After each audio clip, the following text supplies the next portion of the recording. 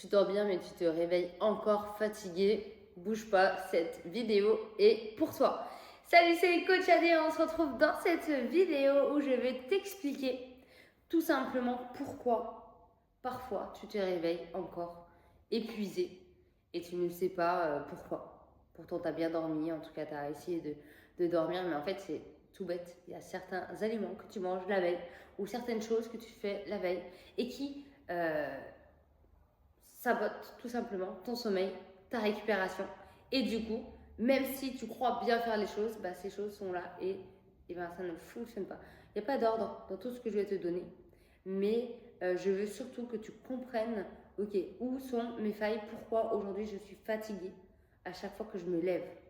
C'est pas le manque de sommeil, il y a sûrement d'autres choses et j'espère que cette vidéo t'aidera. Déjà, il y a en règle générale, déjà, ce qui sabote ta récupération musculaire, c'est le fait de dormir 5-6 heures. Quoi. Peut-être que pour toi, ça te suffit. Tu dis non, mais moi, j'ai jamais été une grosse dormeuse. Ou au contraire, tu es hyper grosse dormeuse, mais en fait, avec le job, tu peux pas dormir trop. Ça sabote ta récupération musculaire de dingue. De dingue. Dormir moins de 7, 8 heures. Et ça, c'est vraiment propre à chacun. Mais 7 heures, c'est minimum. Et après, si tu as des pathos chroniques, des syndromes, etc., tu peux dormir jusqu'à 9h, 9h30. Donc vraiment, je parle pour une femme.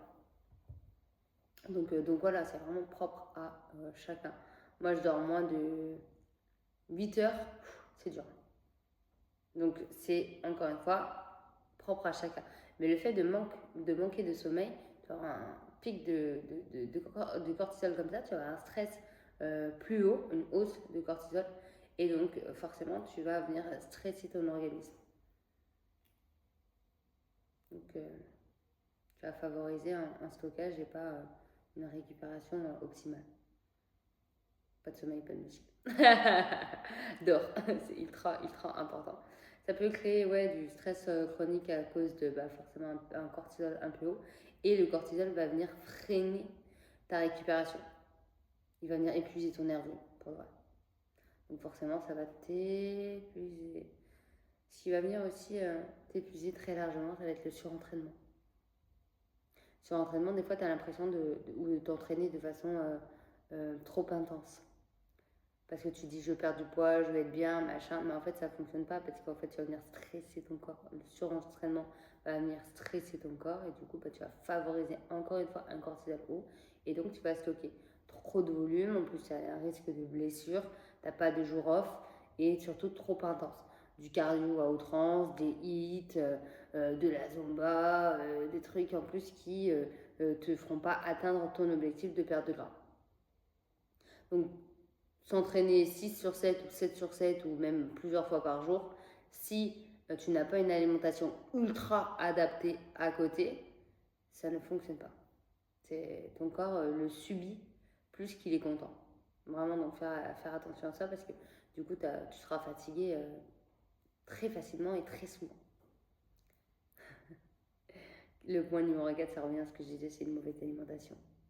Post-entraînement, mais aussi en règle quotidienne, en règle générale, c'est-à-dire pas assez de protéines, ne pas connaître ses macros, pas manger ce qu'il faut au bon moment, avoir un déficit calorique trop agressif, trop important ou depuis trop longtemps. Parce que s'il est trop agressif, tu vas avoir la dalle et ça ne fonctionne pas.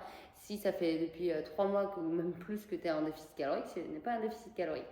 Donc en fait, c'est ne pas avoir une alimentation adaptée à tes objectifs, ça ne fonctionne pas. Et du coup, ton corps va venir chercher dans ses ressources et va s'épuiser. Tu auras l'impression tout le temps d'être épuisé. Parce qu'en fait, il ne va pas arriver à avoir assez d'énergie, lui, pour se remettre, quoi, pour récupérer. Ah oui, 5, très bon point, la déshydratation. Parfois, moi je bois archi souvent, mais les gens qui ne boivent pas, qui ont perdu cette sensation de boire, attention, le fait de perdre la sensation de boire, de ne pas avoir soif, c'est un signal que ton corps est en totale détresse. Pareil, la faim. C'est vraiment un signal que ton corps, il en peut plus, il a besoin d'aide. Donc, boire, ça reste ultra important. Il y a mince, Un calcul personnalisé, c'est poids fois 0,03 et là tu connais tes besoins hydriques. Fois 15% lors des trainings, fois 15% en plus si il y a forte chaleur, etc. Et ça, c'est tes besoins en temps et en heure en fonction du poids que tu fais. Quand on dit il faut boire 1,5 litre, c'est faux. 1,5 litre, en général, c'est pour une personne qui fait entre 49 et 50 kilos. Si tu fais au-delà, bah, tu dois boire plus. Donc tous les gens qui disent ouais, je m'hydrate bien, je bois à peu près 1,5 litre, c'est faux. Voilà. L'alcool, bien sûr, ça va poser problème au niveau de ta récupération et ton sommeil. Bien sûr. Alors tu peux bien dormir, hein, mais ce ne sera pas un sommeil profond et surtout réparateur. Donc faire attention à ça. Et bien sûr, pour toutes les personnes qui ont des pathologies à forte inflammation, des syndromes, des choses comme ça, comme un syndrome SOPK ou endométriose, etc., ben, c'est quand même plus difficile avec de l'alcool. Voilà pour ça. Et pour tout ce qui détériore ton sommeil, vraiment sommeil hors récupération, le vrai sommeil, ça va être la lumière bleue par exemple. Bah, tu regardes Netflix qui est à 3h du mat, bon, c'est sûr que tu vas pas avoir un sommeil incroyable. La lumière de ton téléphone, pareil, si tu scrolles jusqu'à 3h du mat, ça ne fonctionne pas ou moins bien. Il y a un truc qui est très sous-estimé, c'est le café. Tu as fait ton dernier café, tu le prends à midi, 1h, 14h, très bien. Mais après, c'est non. C'est non. Ça flingue ton sommeil tellement. Un repas lourd, trop lourd. Un repas hyper gras, par exemple, tu vas avoir des difficultés à t'endormir parce que tu vas avoir une digestion lourde, massive. Par contre, ce que je peux te conseiller après un repas un peu lourd, pour quand même bien dormir, tu peux boire, avoir une hydratation, une tisane, de la verveine, quelque chose qui va venir un peu laisser glisser tout ça pour améliorer le sommeil. Ça peut vraiment faire du bien. La température, ouais, c'est vrai qu'on n'y pense pas. La température et l'environnement de la chambre. S'il y a trop de bruit, s'il y a trop de lumière, si ta chambre est trop chaude ou trop froide, tu dors mal, tu as un sommeil t'as un mauvais sommeil parce que tu es réveillé pour X ou Y chose. Si tu te lèves 3 fois pour aller pisser la nuit, si tu fais des insomnies, tout ça, ça se répare, ça se soigne de par ton alimentation par exemple, mais aussi par les petites choses que tu peux faire le soir. Au lieu de scroller sur ton téléphone par exemple, tu peux lire. C'est bête, hein, mais c'est vrai. Au lieu de regarder la télé, bah, tu peux écrire ta journée, te décharger mentalement. Comme ça t'évite de tourner en rond, jour et nuit. Ah, il faut que je pense à faire ça, il faut que je pense à faire ça. Bah non, écris, fais du journaling, c'est trop bien. Donc en fait, c'est pour améliorer ton sommeil, ça va être très simple, entre guillemets, dors entre 7 et 9 heures, ultra important. Si tu peux pas avoir cette plage horaire-là de libre, fais des siestes, détends calme l'après-midi. Au niveau des trainings, 1 ou 2 jours off minimum par semaine. Important, la récupération c'est ultra important. 1 gramme, 1 gramme 6, 1 gramme 8 de protéines par jour, par kilo de poids de corps.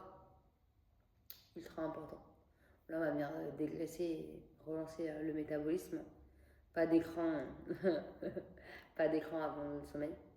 Ça, même moi, j'ai un peu de mal. Mais franchement, je sais que c'est game changer de dingue.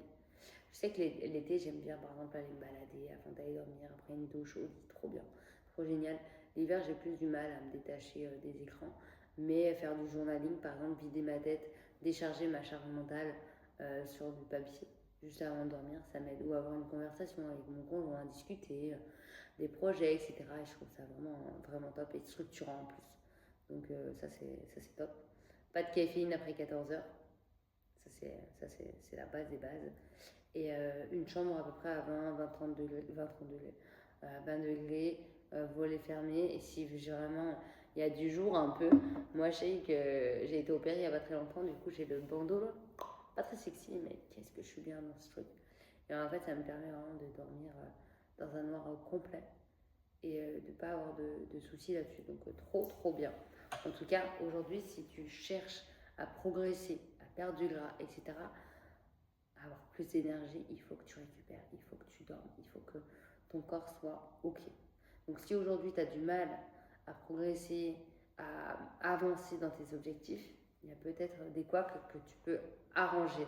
En tout cas, j'espère que cette vidéo t'aura aidé et t'aura donné un peu des tips pour avancer, pour voir là où ça pêche. Je te dis à très vite dans une nouvelle vidéo. Ciao!